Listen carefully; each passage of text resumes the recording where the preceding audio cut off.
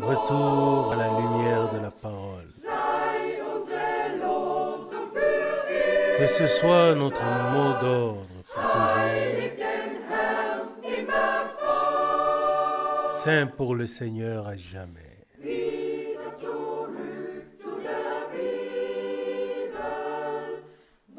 Retour à la Bible, où toute séparation cesse. Fuyant de Babylone vers Sion, oh, quelle course bénie! Oh, comme nous avons longtemps cherché, aspirer à la lumière. Mais maintenant, au temps du soir, nous l'avons trouvé comme la parole le promet. Retour à la Bible,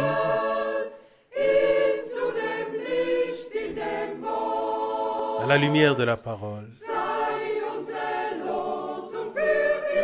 Que ce soit notre mot d'ordre pour toujours. Saint pour le Seigneur à jamais.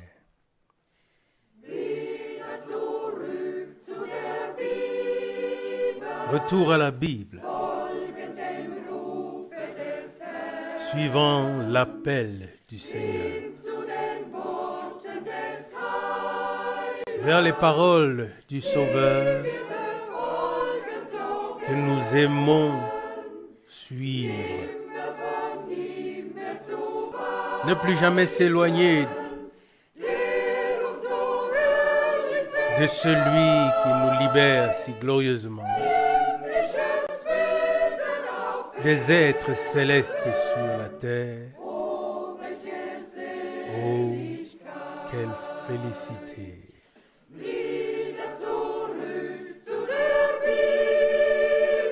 Retour à la Bible, à la lumière de la parole. Que ce soit notre slogan pour toujours.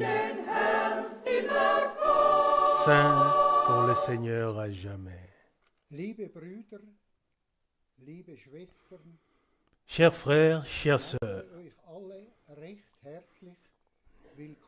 je vous souhaite à tous une très cordiale bienvenue dans le nom précieux de notre Seigneur Jésus-Christ.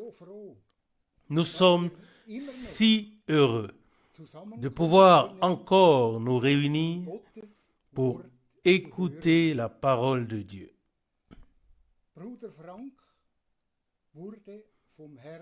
Frère Franck a été repris à la maison par le Seigneur. Mais une chose demeure la même. La parole de Dieu. Elle est toujours la même.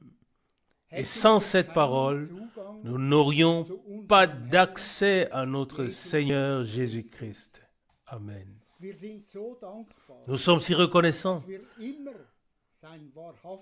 de ce que nous pouvons toujours écouter sa véritable parole. Elle est pour nous une source d'édification. Je te remercie, Seigneur fidèle, de ce que nous pouvons toujours nous réunir sous la proclamation de ta parole. Je voudrais lire une parole tirée de Jean chapitre 17. Jean chapitre 17.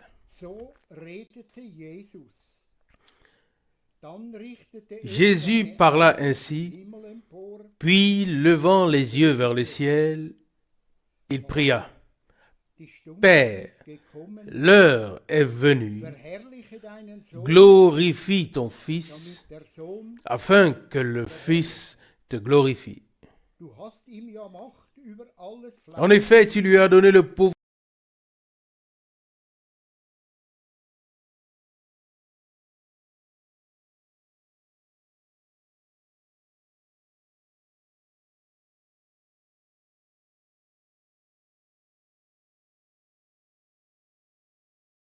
pouvoir sur toute chair, afin qu'il donne la vie éternelle à tous ceux que tu lui as donnés.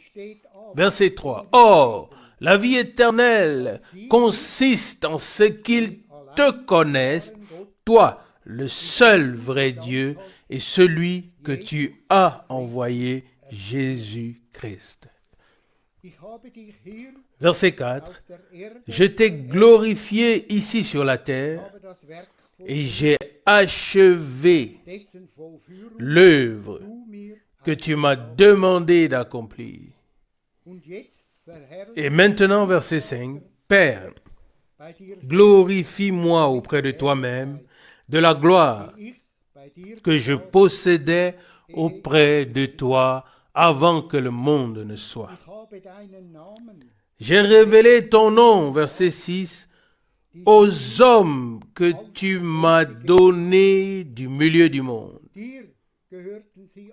C'est à toi qu'ils appartenaient et tu me les as donnés et ils ont gardé ta parole. Maintenant, ils ont reconnu que tout ce que tu m'as donné vient de toi.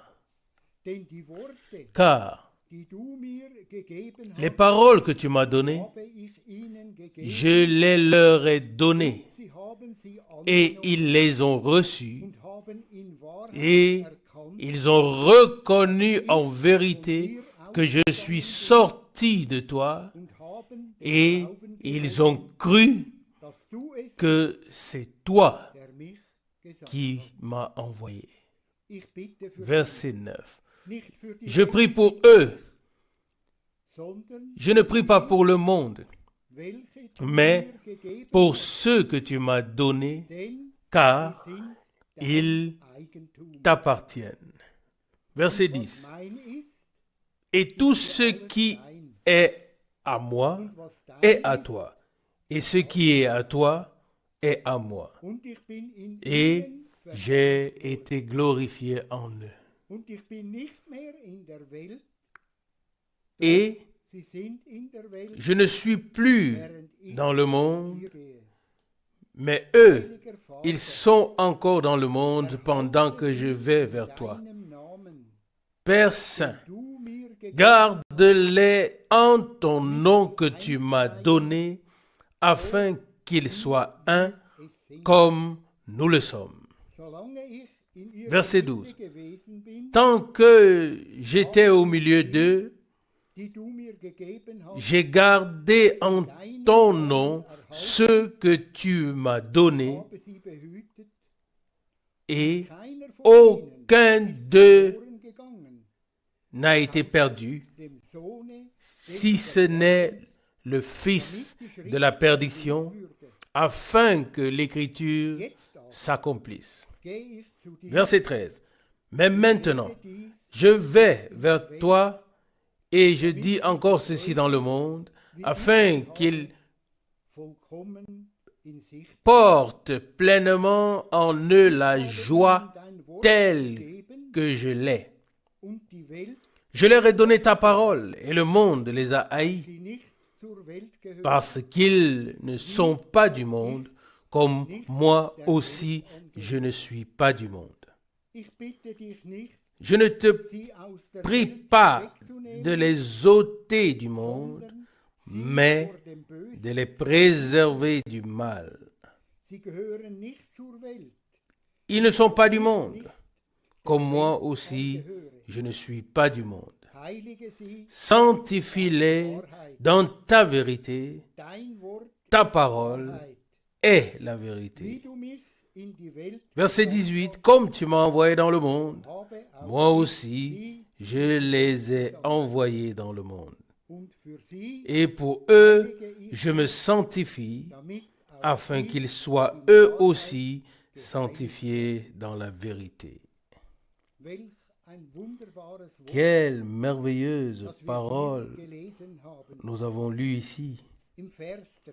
Au verset 3, il est dit, « Or, la vie éternelle consiste en ce qu'ils te connaissent, toi, le seul vrai Dieu, et celui que tu as envoyé, Jésus-Christ.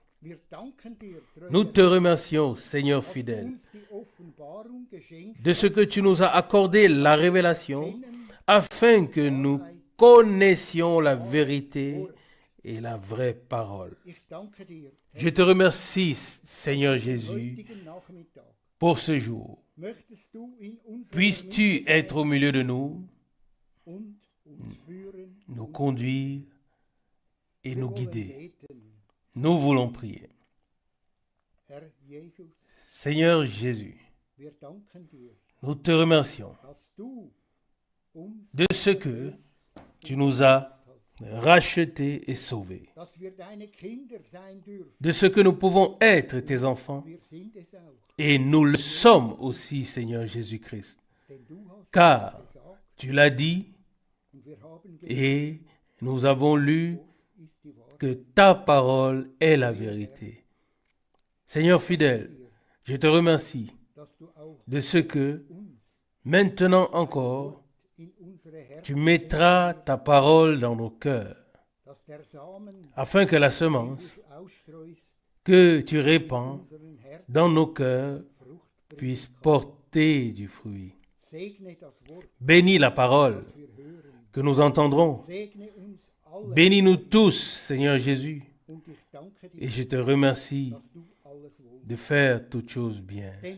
Car toi, Seigneur Jésus, tu as tout accompli au bois du calvaire à Golgotha. Tu as porté les péchés, tu as porté les maladies, tu as vaincu l'adversité, et c'est à toi, Seigneur Jésus-Christ, que nous voulons donner nos actions de grâce pour cela, te louer et te glorifier et te donner toute la gloire dans le nom merveilleux de Jésus. Amen.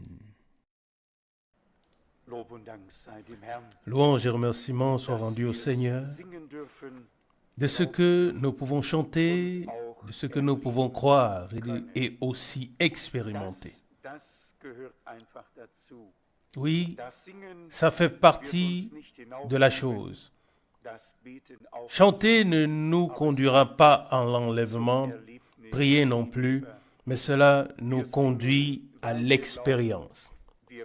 Nous chantons parce que nous croyons, nous prions parce que nous croyons, nous prêchons parce que nous croyons et nous expérimentons parce que nous croyons. La foi est un don de Dieu. Et nous ne sommes pas devenus croyants pour ne pas croire, mais nous sommes devenus croyants pour croire. Oui, on devrait toujours pouvoir attendre d'un croyant qu'il croit. Et le Seigneur lui-même a donné la promesse en disant « Oh, si tu pouvais croire, tu verrais la gloire de Dieu. » Selon Jean 11, verset 40. Psaume 121, verset 1. J'élève les yeux vers les montagnes, d'où me viendra le secours. Mon secours vient du Seigneur, qui a créé les cieux et la terre.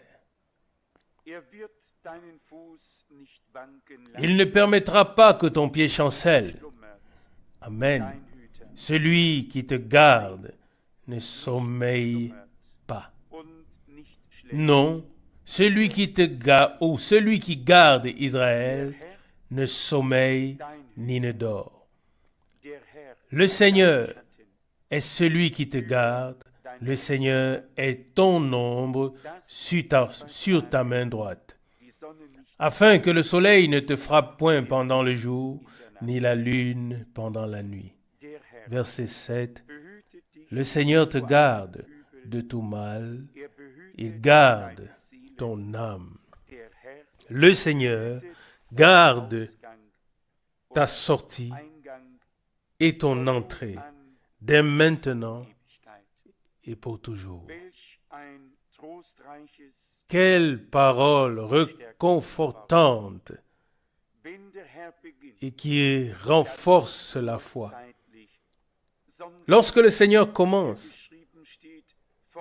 ce n'est pas limité dans le temps, mais comme il est écrit ici, dès maintenant et pour toujours. Lorsque Dieu commence quelque chose avec un homme, alors la chose débouche dans l'éternité. Dieu ne fait rien pour un temps court, mais tout ce qu'il fait se fait pour l'éternité, ou est fait pour l'éternité. Et c'est ainsi que nous pouvons croire qu'il a fait tout ce qu'il a fait en toi et en moi, et qu'il fait encore maintenant, et qu'il le fait pour l'éternité. Pas pour le temps, mais pour l'éternité. Il reprend le verset 7 du psaume 121. Le Seigneur te garde de tout mal, il garde ton âme. Même si des choses peuvent nous arriver, il garde notre âme. Et nous le voyons chez Job. L'ennemi pouvait toucher beaucoup de choses, mais il ne pouvait pas toucher l'âme de Job. Job était un homme qui croyait que son Rédempteur est vivant. Et nous aussi, nous croyons que notre Rédempteur est vivant. Il a parlé avec nous, il nous a pris à lui, il nous a révélé sa parole, et c'est sa volonté. Puisse-t-il réussir ce soir à nous parler comme un père, à nous gagner entièrement à lui, afin que nous soyons là pour lui, comme pour une chose qui nous est la plus précieuse et qui nous passionne.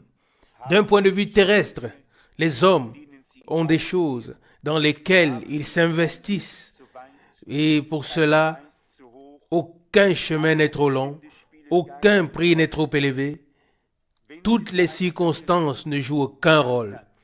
Quand ils ont le cœur dans quelque chose, ils le font entièrement.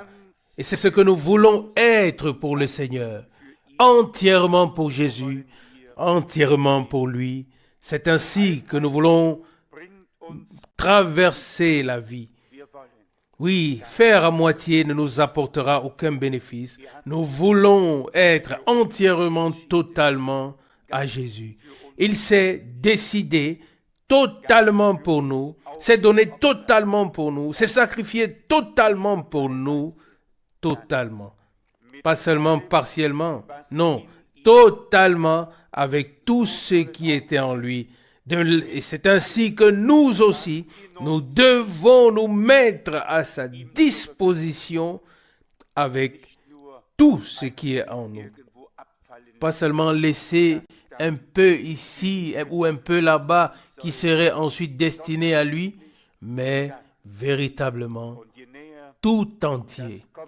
Et plus la venue du Seigneur approche, plus il devrait être important pour nous d'être entièrement à lui.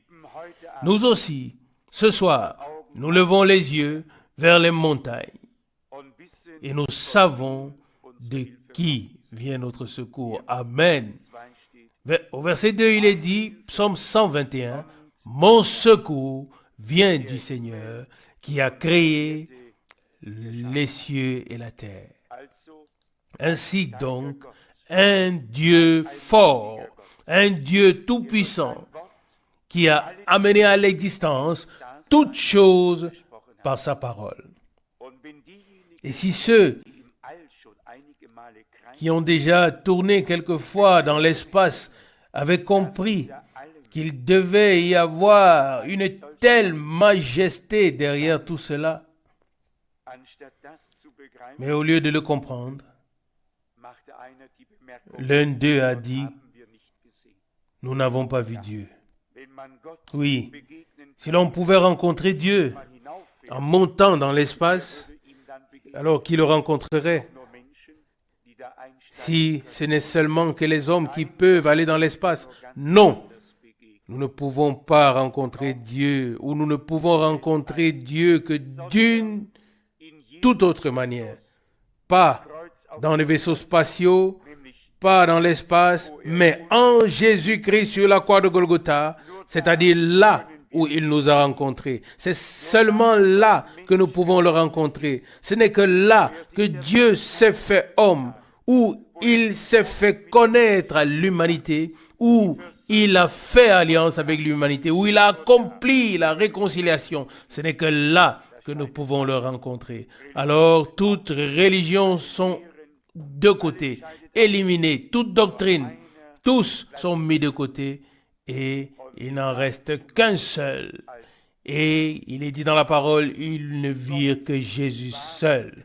Selon Matthieu chapitre 17, 8, Dieu était en Christ, réconciliant le monde avec lui-même. Selon 2 Corinthiens 5, verset 19. En Christ, nous rencontrons Dieu. En Christ, nous voyons Dieu. En Christ, nous écoutons Dieu. En Christ, Dieu s'est révélé. Et pour cela, nous sommes reconnaissants. Nous levons les yeux vers Dieu dans la foi et nous prions de tout cœur pour qu'il nous aide et nous soit proche et nous lui ferons confiance qu'il puisse nous bénir aujourd'hui aussi. Maintenant, nous allons quand même lire quelque chose des Saintes Écritures. Commençons par Psaume 122, verset 1. Psaume 122, verset 1. Je me suis réjoui lorsqu'on m'a dit, allons dans la maison du Seigneur. Verset 2. Nos pieds se tiennent dans tes portes, Jérusalem. Jérusalem, verset 3.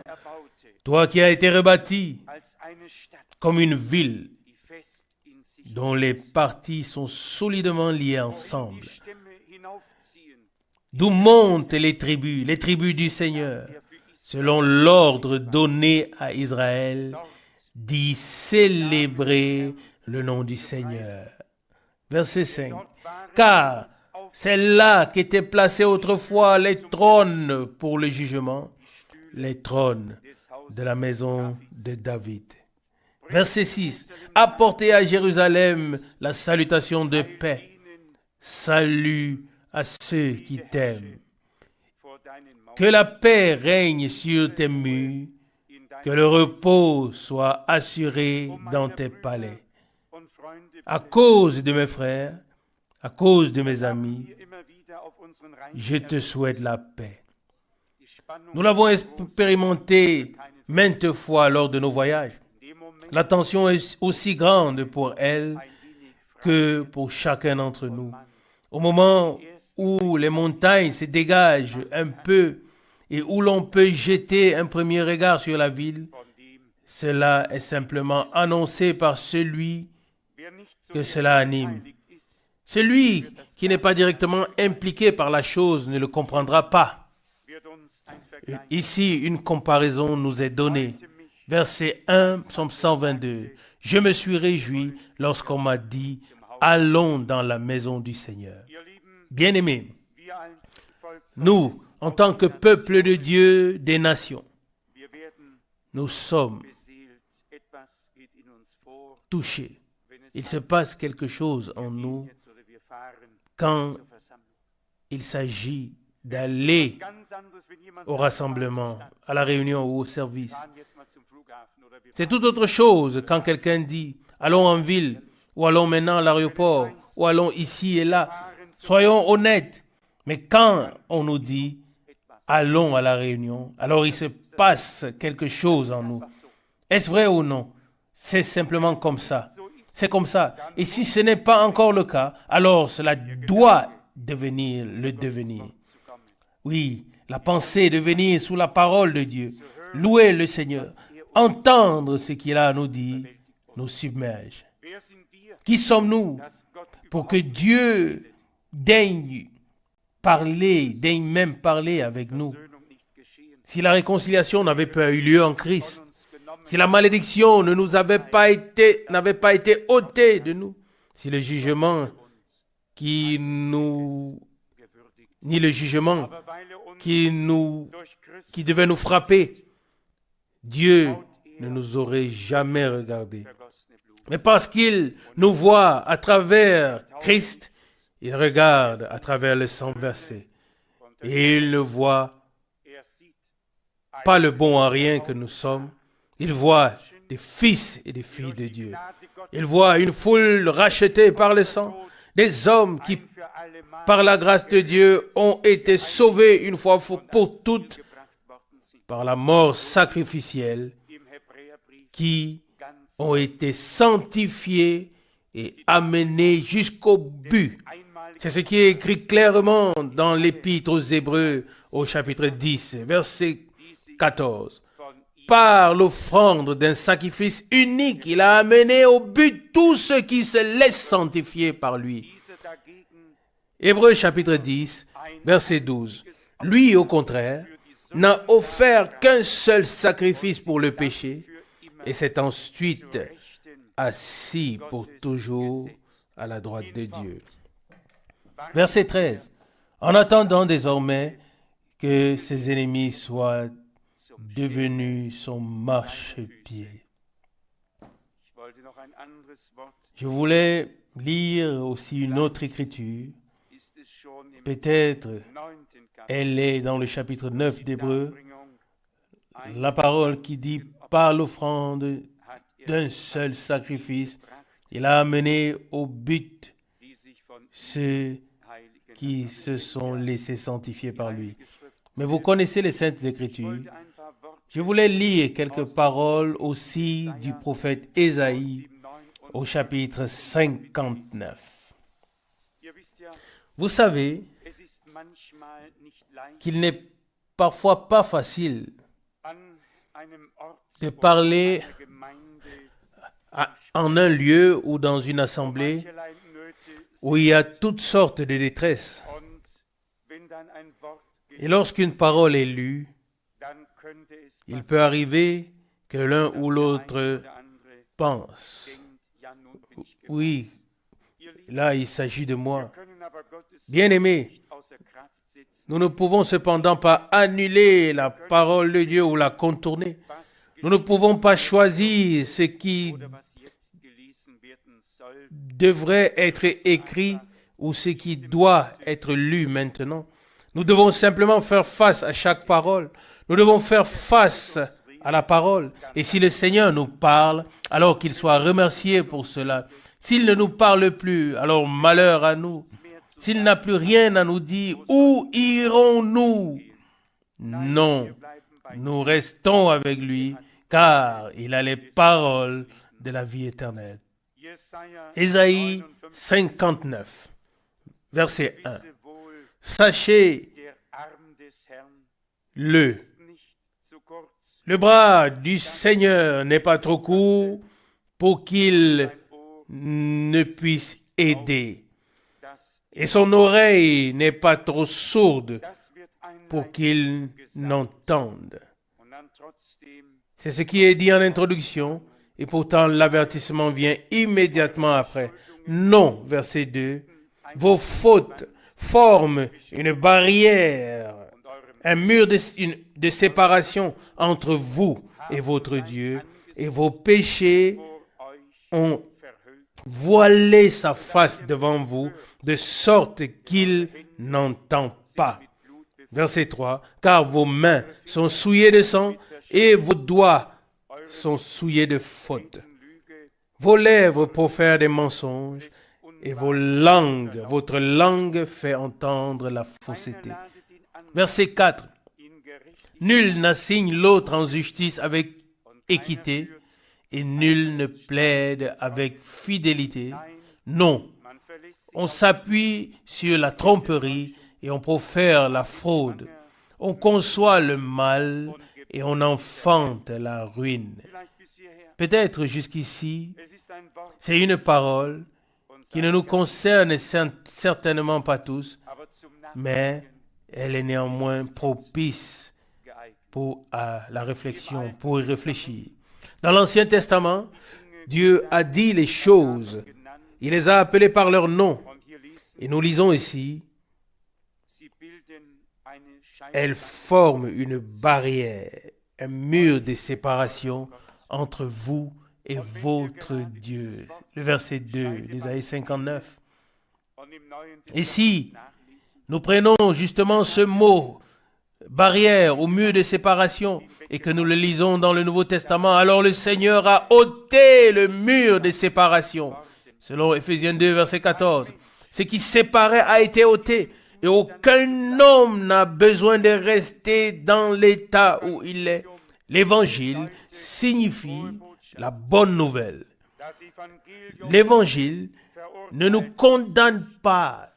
L'évangile nous montre à nous qui sommes condamnés le chemin du salut. Et nous devons le reconnaître une fois, le comprendre une fois pour toutes et l'accepter dans la foi. Il est dit ici, dans Colossiens, au chapitre 2, Colossiens, chapitre 2, à partir du verset 13. Vous aussi, qui étiez autrefois morts à cause de vos transgressions et de l'incirconcision de votre chair, Dieu vous a rendu la vie avec lui. Alléluia! En vous pardonnant toutes vos transgressions par grâce, en effaçant l'acte des ordonnances qui vous condamnaient et qui était un obstacle à notre salut, et il l'a détruit en le clouant à la croix. Bien-aimés, comme nous l'avons déjà mentionné, nous avons lu dans le prophète Ésaïe que nous sommes devenus coupables. Nous l'avons lu dans le Nouveau Testament que Dieu, par Christ, nous a rendus vivants avec lui en nous pardonnant toutes nos transgressions par grâce. Alléluia. Celui qui met encore les transgressions à l'ordre du jour foule aux pieds le sang de Jésus-Christ. Et il n'a pas compris ce que signifie salut, réconciliation et rédemption. Les Saintes Écritures nous enseignent que lorsque nous étions encore ennemis, lorsque nous n'existions même pas encore, Dieu nous a acceptés par grâce et a fait de nous des fils et des filles de Dieu en Christ. Nous devons une fois pour toutes comprendre devant la face de Dieu que l'accusateur des frères n'a absolument pas le droit d'accuser. Qui veut accuser les élus de Dieu selon Romains 8, 33? Qui veut les accuser? Christ est là, lui qui les a justifiés. Et s'il les a justifiés, alors nous pouvons lire dans Romains chapitre 8, verset 30, ceux qu'il a justifiés, il les a aussi sanctifiés. Et il leur a aussi donné la gloire céleste. Pourquoi nous tourmentons-nous et nous torturons-nous? Parce que nous n'avons pas pleinement compris d'un point de vue divin la rédemption que Dieu nous a donnée en Christ et que nous ne l'avons pas encore acceptée par la foi. Tout ce qui est et sera vrai dans la vie d'un enfant de Dieu a été réglé une fois pour toutes de la première à la dernière seconde à la croix de Golgotha. Et il n'y a aucune exigence que Satan puisse formuler par après. La lettre de condamnation qui avait été écrite contre moi a été déchirée à Golgotha. Est-ce vrai ou pas? Oui, ta lettre de condamnation aussi a été déchirée là-bas à Golgotha. Et quand ta dette a été payée, que la lettre de condamnation a été déchirée, qui peut encore dire tu es coupable? Maintenant je te saisis et maintenant c'est fait de toi. Je vais te montrer. Non. jusqu'aujourd'hui, nous avons accepté le salut par intelligence, mais nous ne l'avons pas accepté ou regardé par révélation divine dans la loi parfaite de la liberté des enfants de Dieu, et nous n'avons pas saisi par la foi totale toute cette rédemption qui nous a été englobée. Et c'est pourquoi nous pensons que nous devons toujours ajouter quelque chose. Ici, dans cette parole de Colossiens, il nous est dit clairement au verset 13, « Vous aussi qui étiez autrefois morts par vos transgressions et à cause de l'incirconcision de vos chairs, Dieu vous a rendu la vie avec lui en vous pardonnant, oui, en nous pardonnant toutes nos transgressions par grâce. » Quand il a pardonné, personne n'a plus besoin d'en parler. Et celui qui le fait ressortir les choses qui sont sous le sang. Et je vous le dis ouvertement et très librement. Je ne veux pas être à la place de quelqu'un qui considère ce qui s'est passé à Golgotha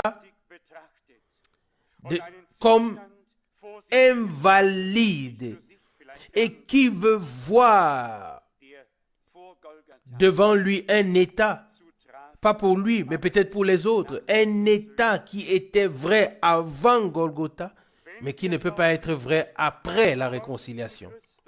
Si nous croyons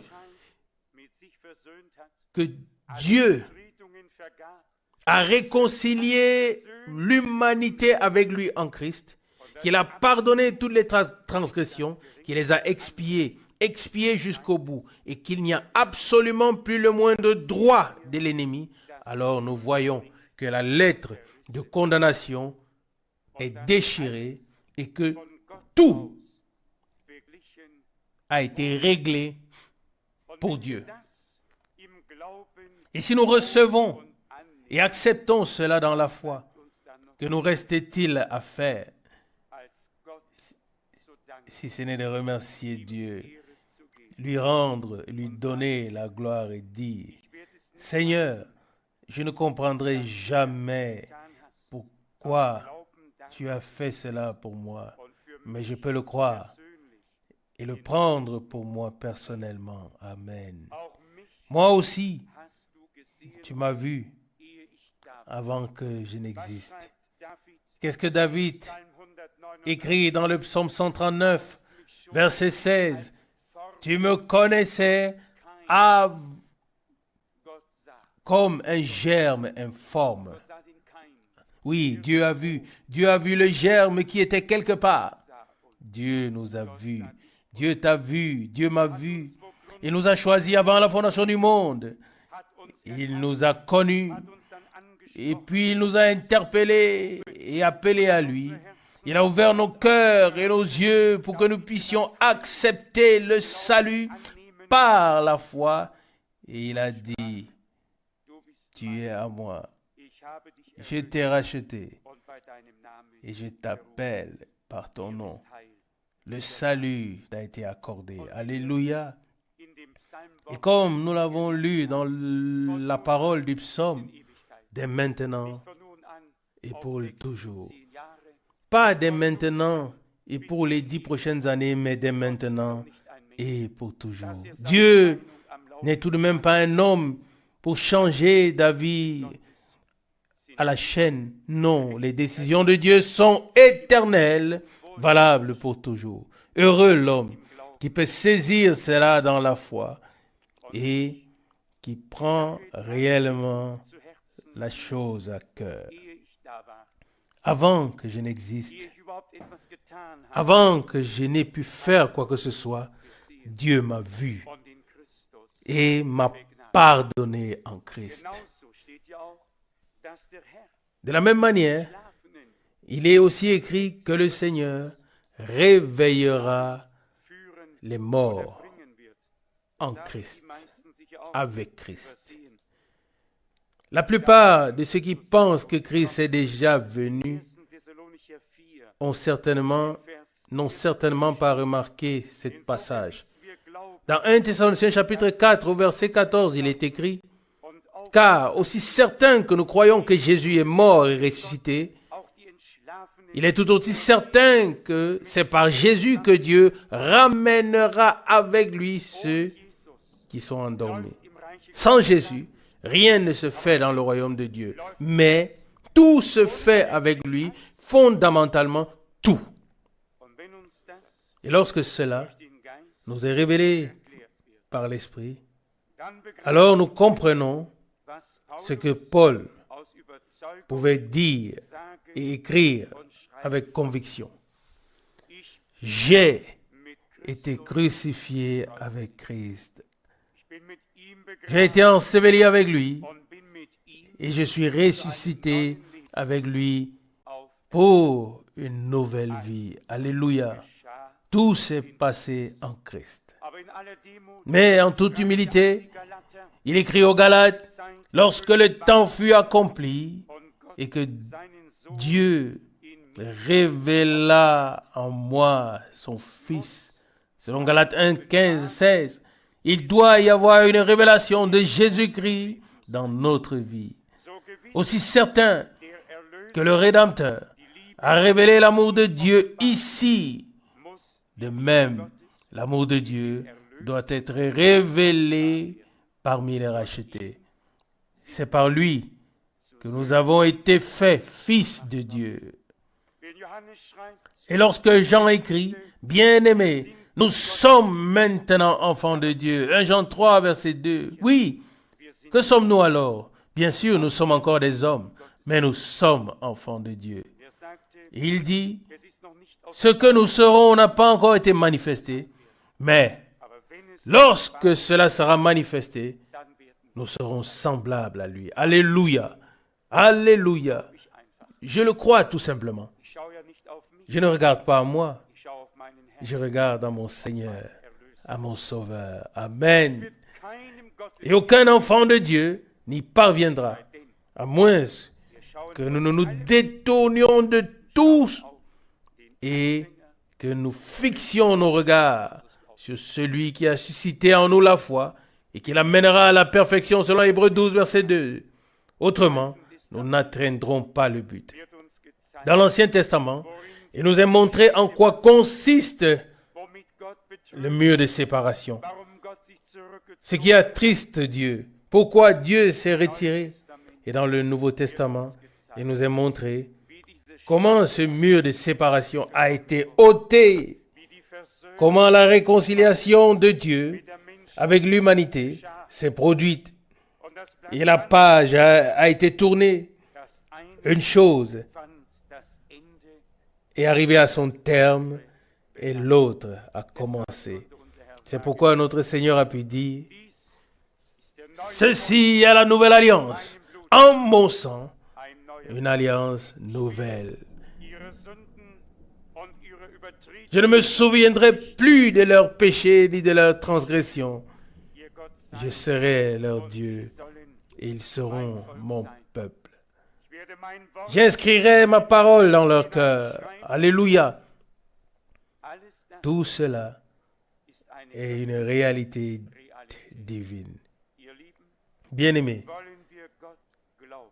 nous voulons croire Dieu et l'honorer par la foi, car c'est le chemin par lequel il nous montrera son salut, le salut de notre Dieu. Ici, il est écrit dans Ésaïe 59, verset 3, « Car vos mains sont souillées de sang et vos doigts de crime. Vos lèvres profèrent le mensonge et votre langue fait entendre des faussetés. » Verset 4, « Nul n'assigne l'autre en justice avec équité et nul ne plaide avec fidélité. Non, on se fie à la tromperie et on profère de la fraude. On conçoit le mal et on enfante la ruine. Mais remercié soit Dieu, car il y a des gens, des hommes qui ont simplement pardonné et qui pardonnent. à qui rien, on n'a rien imputé et qui ne peuvent rien imputer. Ah, si nous nous regardions aussi les uns les autres d'un point de vue divin, si je te regarde, chers frères, chères sœurs, depuis le trône de la grâce, comment est-ce que je te vois? Est-ce que je te vois comme un vieux chiffon? Non. Mais je te vois comme un qui a été justifié par Dieu, pardonné, réconcilié. Je te vois comme un homme qui a été sauvé, le plein salut par Jésus-Christ, notre Rédempteur. Oui, nous voulons nous regarder les uns les autres avec les yeux divins et remercier de ce que le Seigneur nous a acceptés avec miséricorde et ne nous compte rien. Alors, l'homme ne pardonne peut-être pas telle ou telle chose, il oublie l'une et pas l'autre, il reporte l'une et présente l'autre, mais avec Dieu, c'est tout à fait différent. Il a jeté nos péchés dans la mer la plus profonde, et pas seulement ça. Le sang de l'agneau a coulé. Et parce que le sang de l'agneau a coulé, il y a une réconciliation totale, un plein salut, une grâce qui n'a plus besoin d'être complétée. C'est lui qui en a fait l'expérience, a tout ce qu'il faut. Mais nous devons, une fois pour toutes, accepter dans la foi l'étendue, la largeur et l'envergure du salut divin de Golgotha pour nous de manière personnelle. Je vous le dis, cela nous fera nous plier, cela nous humiliera et nous dirons, Seigneur, qui suis-je pour que tu aies fait de telles choses pour moi et en moi? Et cela quand nous étions encore ennemis. Et cette inimitié a été ôtée. Et je crois que dans Romains chapitre 5, oui, cela est écrit quelque part. Écrit que cela a eu lieu pour nous lorsque nous étions encore ennemis. Dans Romains chapitre 5, oui, verset 10. Car si lorsque nous étions encore ennemis de Dieu, nous avons été réconciliés avec lui par la mort de son Fils, à plus forte raison, maintenant, étant réconciliés, nous trouverons encore plus certainement le salut par sa vie. Verset 11. Mais encore plus, nous nous glorifions même de Dieu par notre Seigneur Jésus-Christ, par lequel nous avons maintenant reçu la réconciliation. Amen. Nous pourrions continuer la lecture. Après tout, ce sont toutes des paroles connues. Peut-être encore le verset suivant, verset 12. C'est pourquoi, de même que par un seul homme, le péché est entré dans le monde, et par le péché, la mort, et qu'ainsi la mort s'est étendue sur tous les hommes, parce que tous ont péché. Plus tard, vous pourriez lire la suite qui montre que par un homme, l'acte de justice de notre Dieu a également été manifesté. Peut-être devrais-je encore le lire, et plus précisément au verset 15. Verset 15. Cependant, il n'en va pas de même du don de la grâce comme de la transgression. Car si la transgression d'un seul a entraîné la mort de la multitude, la grâce de Dieu et le don de la grâce d'un seul homme, Jésus-Christ, ont surabondé pour la multitude. Vous pouvez lire ces passages tous dans leur contexte. Ce qui nous est arrivé à tous par Adam, nous le savons, et personne n'a besoin de nous en faire, de nous le faire comprendre. Mais nous savons aussi ce qui nous a été accordé à tous par le deuxième Adam, par Christ. Que nous avons été retirés par Dieu du premier domaine et que des enfants des hommes sont devenus des enfants de Dieu. Ceux qui étaient loin sont devenus proches. L'inimitié a été ôtée. Nous avons été réconciliés par la grâce ou par grâce. Si nous saisissons cela avec foi, que nous restait-il à faire, sinon d'offrir de tout cœur nos remerciements au Seigneur pour le grand privilège que nous avons de pouvoir reconnaître le plan de salut de Dieu. Que nous puissions accepter l'offre de grâce de Dieu pour nous personnellement et dire, Seigneur, c'est ainsi que tu l'as fait pour moi. Amen. Il en est ainsi et cela demeure ainsi dès maintenant et pour l'éternité. Tu as fait des fils d'hommes. Tu as fait d'eux des fils de Dieu. Tu as fait des hommes qui étaient perdus. Tu as fait d'eux des sauvés. Et tout cela par grâce. Le mur de séparation a été ôté. Et celui qui veut le rétablir n'est pas du côté de Dieu. Dieu l'a ôté. Et celui qui veut le rétablir n'est pas du côté de Dieu. Et c'est un adversaire de Dieu. Et je le répète expressément. Dieu a tout ôté par la croix. Mais celui qui veut rétablir le mur de séparation, rétablit l'inconciliabilité. Il rétablit la haine. Il rétablit tout ce qui était avant et se place ainsi de l'autre côté de Golgotha et non du côté divin où se tiennent tous ceux qui ont été justifiés et ceux qui ont été graciés, réconciliés et qui ont expérimenté le salut de Dieu. Amen. Où nous situons-nous ce soir? Où te situes-tu? Est-ce que tu te situes du côté avant que quelque chose s'est passé ou es-tu venu du côté de la croix? Pas seulement avec intelligence. Et ça, c'est ce qui est déplorable parmi les croyants de ce temps.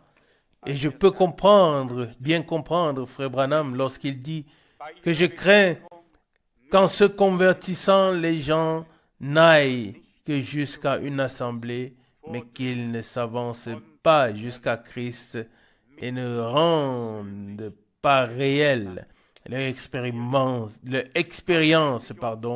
avec lui personnellement. Bien-aimés, Dieu veut se révéler à nous. Il veut que nous l'expérimentions. Il veut nous révéler Golgotha de manière toute nouvelle et dire, mes filles, mes fils, j'ai tout accompli pour vous. Tout est accompli. Mon sang est l'expiation pour vos péchés. La lettre de condamnation est déchirée. Tout a été payé. Vous êtes rachetés. Vous m'appartenez dès maintenant et pour toute éternité.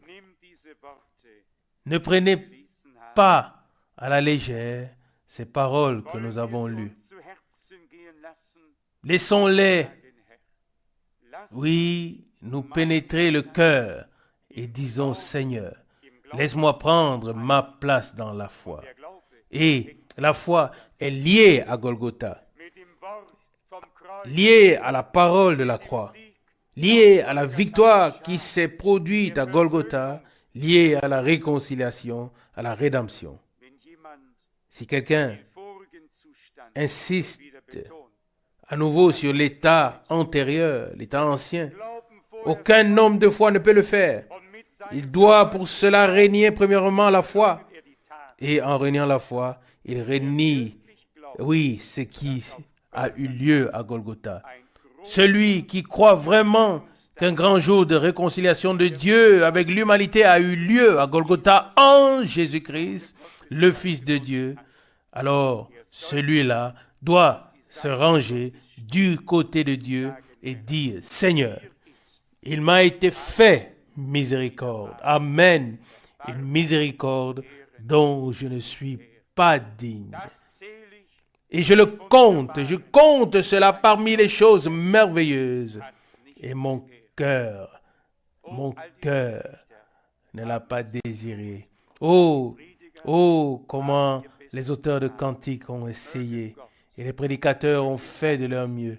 Mais que Dieu, par l'Esprit, prenne la parole et nous fasse voir Golgotha du point de vue de Dieu. Cette rédemption totale, pleine rédemption, cette pleine réconciliation, ce plein salut et la grâce de Dieu, de telle sorte que nous puissions tous nous réjouir et dire, Seigneur, oui, tu l'as fait, je le crois et je l'accepte par la foi pour moi personnellement.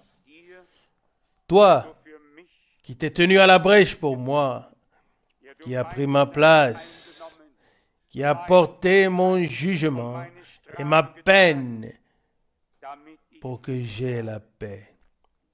Je te remercie de tout cœur pour ce grand acte de rédemption dont je bénéficie. En vérité, le châtiment qui nous donne la paix est tombé sur lui. Et par ses meurtrissures, nous sommes guéris. Toi aussi, cher cœur. S'il y a encore en toi un combat intérieur et que tu ne sais pas exactement où tu te trouves, aujourd'hui, tu devrais l'expérimenter. Mets-toi du côté de Dieu. Viens au pied de la croix. Reconnais ce que Dieu a fait en Christ. Ne regarde plus en arrière et accepte-le dans la foi. Accepte que toi aussi, tu as été réconcilié, que ta dette aussi a été payée et que tes péchés ont été pardonnés et que c'est à toi que le Seigneur s'adresse lorsqu'il a accompli l'œuvre de la rédemption. Que la bénédiction de Dieu repose sur nous tous. Amen. Levons-nous et prions. Père céleste, de tout cœur, je te remercie pour ta précieuse et sainte parole. Seigneur, ton serviteur Paul a dit, le ministère de la réconciliation nous a été confié et nous crions aux hommes, laissez-vous réconcilier avec Dieu. Seigneur, cette réconciliation et cette rédemption ont bien eu lieu. L'œuvre est accomplie. La lettre de condamnation est déchirée. Le mur de séparation est ôté.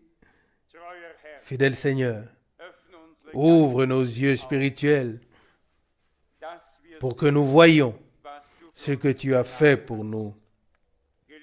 Bien-aimé Sauveur, place-nous dans un état de foi où toutes choses deviennent possibles et où nous pourrions avoir accès à l'accomplissement de toutes les promesses données. Seigneur, bien-aimé, Bénis tout particulièrement mes deux frères qui m'ont entièrement laissé le service. Seigneur, tu connais leur cœur, Dieu fidèle dans le ciel. Et tu connais aussi mon cœur, comme je leur ai demandé de s'avancer. Seigneur, nous te remercions ensemble de ce que nous pouvons nous estimer les uns les autres plus que nous-mêmes, afin de pouvoir te servir ensemble et de proclamer une parole précieuse, ta parole précieuse et sainte. Ah Seigneur, que cette proclamation soit accompagnée d'une confirmation divine, Seigneur. Fais-le ce soir, fais-le aujourd'hui, que tu puisses faire pénétrer dans chaque cœur et à travers chaque âme. Et que cela, oui, tu puisses faire pénétrer dans chaque cœur et chaque âme que cela s'est produit.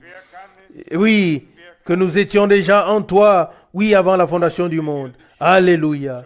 Qui peut le saisir? Qui peut le concevoir, le sonder? Mais de même que nous étions déjà en Adam de manière terrestre et que nous sommes sortis au fil du temps dans un corps terrestre, de même nous étions tous en Dieu spirituellement parlant et sa semence est tombée dans notre âme et nous sommes nés de nouveau. Ah Seigneur, que tes pensées sont merveilleuses, que tes voies sont magnifiques. Seigneur Dieu Tout-Puissant, Roi des nations, sois remercié de ce que tu nous parles encore. Oh, vivifie-nous. Oui, donne-nous un esprit de prière. Oh Seigneur, donne-nous la gratitude. Aide-nous à mieux supporter les épreuves, afin que nous ne t'affligions plus, ô Seigneur, mais que nous avancions dans la foi. Bien-aimés, bénis-nous tous, en particulier tous ceux qui sont encore dans une lutte intérieure, qui n'ont pas encore cette certitude de la foi, Seigneur. Viens-leur au secours. Révèle-toi à chacun d'entre nous. Nous te prions aussi pour tous ceux qui ont écouté ou déjà écouté ta parole, mais qui n'ont pas encore été saisis. Où qu'ils soient, Seigneur, accorde-nous une grande attente de tout ce que tu vas encore faire. Et place-nous dans la position et l'attitude à ton égard que tu puisses le faire.